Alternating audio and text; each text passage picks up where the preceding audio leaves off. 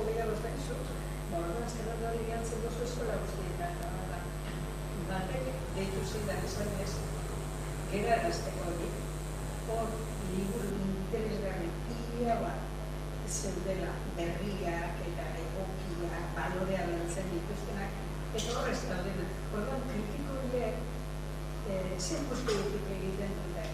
Igual baloretan ez dira, igual formetan gehiago igual fikatu dire, edo idazteko era konbentzionaletan edo gehiago igual fikatu dira, eta ez dakit hori ikusten dut badagoela zuke ipini duzu zubia, irakurria eta irakurria eta zubia ipini duzu eta hori ez da. Baina hori oso kritika hauetan, edukauetan, zinbeste lekuetan agertzen diren kritikari kasuan die egitez. Historio zen duzu guzagazten. Eta hor ikusten du baita ere. Horreko itzaki batzuk ere ikustu dut, gauko niritzeko izan da ikuskuri oso orokorra eta ona, eta alako itzaki batzuk ere irakurria behar dituzten, neurri itzaki. Ikuspegi honetan. Irakurleak edo, bestela irakurle klubek eta irakurleen esku dauden sarik eta sistemak eta horrek sisteman orain arte eduki duten baino, nik uste dut indar handiago balute, behar dugun garapen horrek beste bide bat egingo lukeela, ez da? Eta, katalogoak eta ateratzen direnean, hor auskalo ze irizpide erabiltzen den. Irizpide komertziala ere izan daiteke, bakarrik orduan, ezagutu gabe katalogoa gainera, oso zaila daukagu horren gainean hitz egitea, ez da? Eta egia da baita ere, katalogoak ere, batzuk badaudela irakurle talde batzuek ateratzen dituztena, beste batzuek argitaletxe beraiek ateratzen dituztena, beste batzuk ikastoren arteko elkartek ateratzen dituztenak, eta herri txikia izanik lan asko egiten dugun herria gara, baina gero, zapartu egiten gara noizbehinka baita ere, gutxi hori era askotara zabaltzen dugulako. Hau positiboa eta negatiboa, alderdi biak ditu, ez da? Langilea garena ezin da ezetzik esan, oain, gero zela eta nola eta norengana heltzen garen, hor nik uste dut, igual galdu egiten garela askotan. Egin beharrarez ere.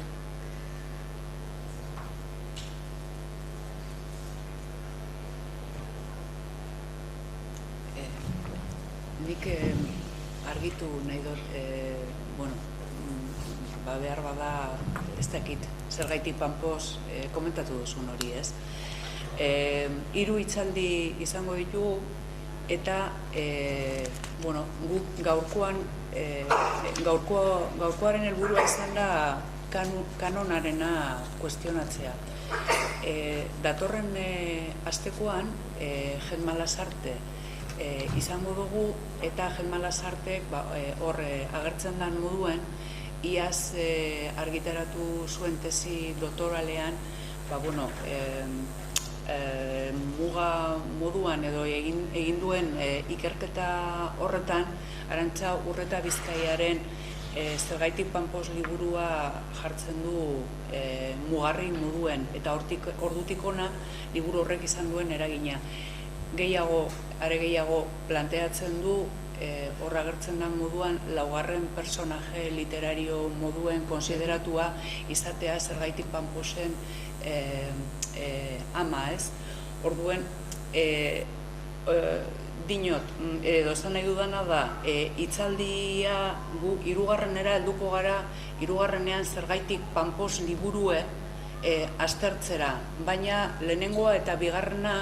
Nahi izan dugu bide izatea horretara ailegatzeko. Eta, horrekin lotuta,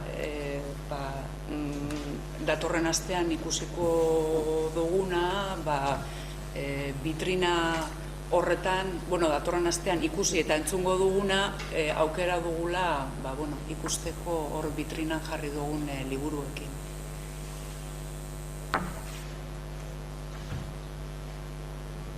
Bai, beste galderatxo bat. Lehenengo zorionak itzaldiatik, oso sakonak zait. Eta gero galdetu nahi dizut, ez duzu uste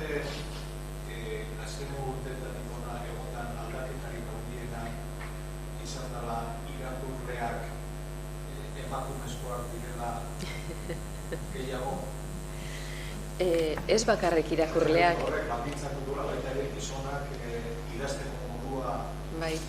aldatu behar izan dutela. Bueno, nik uste dut gizonezko batzuk, eta bueno, Ramon Saiz Arbitoriari egin diezaiok gukinua ere, ezta?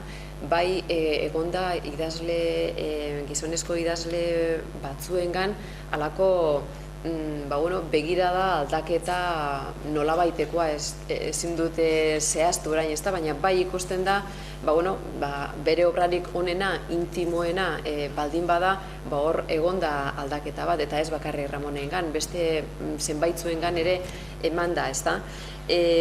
Baina, aipatzen duzun irakurle gehienak emakumezkoak direla, ez da bakarrik irakurketa kontuan, literatur sarietara ere, normalian askoz ere emakumezko gehiagok edo neska gehiagok parte hartzen du mutilek edo gizonezkoek baino. Edozein lasterketa, edozer beste, edozein sariketetara ere normalian emakumezkoak gehiago agertzen dira gizonezkoak baino. Ikasketetan normalian emakumezkoek nota gehiago ateratzen dute gizonezkoek baino. Horrek ez du esan nahi argiagoak direnik, baina nota behintzat hobeagoak ateratzen dituzte. Unibertsitatera joateko medikuntzan gaur egunean emakumezko gehiago dago, notagatik gehiago sartzen direlako gizonezkoak baino. Hori hor dago, baina horren isla gizartean oraindik ez da ikusten. Hau da, oraindik medikuntzan mediku gizonezko gehiago dago emakumezkoak baino. Ikerkuntzan oraindik gizonezko gehiago dago emakumezkoak baino. Lasterketetan, azkenean, emakumezkoak emakumezkoekin lehiatzen dute eta gizonezkoekin, baina oraindik isla hori gizartean ez da neurri berean ematen. Oain, irakurle gehiago emakumezko izatea, nik uste dut emakumezkoak bere horretan badaukala, ez dakit horrek eraginik izango duen etorkizunean, gehiegi eskatzea litzateke. Niri orain esatea horrek benetan eraginekiko du.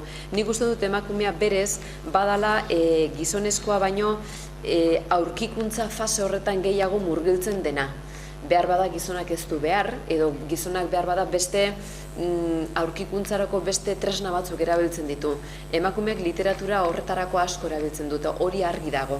Orduan, idazleak badaki, prozesu horretan daukala irakurlego potentziala handi bat. Horretan bai egingo nuke azpimarra.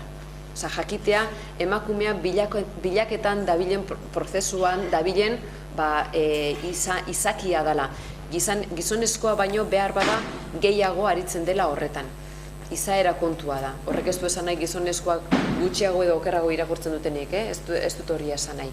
Baina idazleak badaki, edo jakin beharko luke, irakurle horren edo irakurlego potentzialaren behar izanak zeintzuk diren, edo zerren bila da bilen. Netzako hori datu bat bada. Oain, irakurle horiek guztiek geroa aldatuko duten, ezin dut hori aurre ikusi, ez da?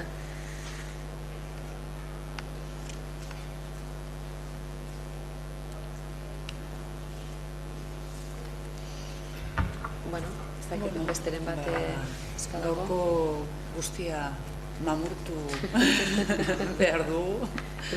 Oain, eta, eskerrik asko etortzagatik, eta hoxe, badatorren eguenian, Gemma Lasarte izango dugu bere tesiaren ikusentzunezko baten bidez kontatu egingo digu tesi horretan ze argumentazio